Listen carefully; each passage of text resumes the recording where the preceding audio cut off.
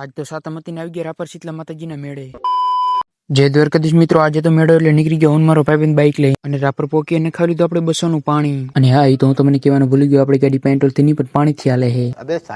અને ફાઇનલી મેળા પોકી અને જવાનું હતું શીતલા માતાજીના દર્શન કરવા માટે. અને મંદિરે પોકી અને કરી લીધા શીતલા માતાજીના દર્શન. હવે વારો હતો મેળામાં આટા મારવાનો. અને પછી મેળામાં હતી પબ્લિક બોરી એટલે મારે થઈને આપણે આટા. પછી તો શંકર ભગવાન આયા મેળામાં આટા મારવા. મેં કીધું હાલો આપણા ઘરે ચા પીવા.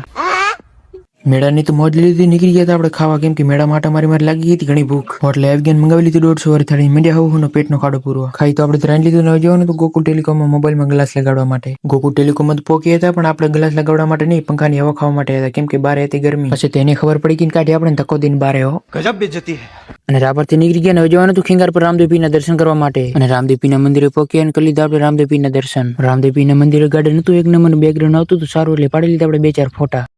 રામદેવપીરના દર્શન કરી લીધા, નીકળી ગયા આપણે ઘર તરફ. ને આજનો વ્લોગ તમને કેવો લાગ્યો કોમેન્ટમાં જરૂર બતાવજો. અને આવા વ્લોગ જોવા માટે કરી નાખજો આઈડીને ફોલો.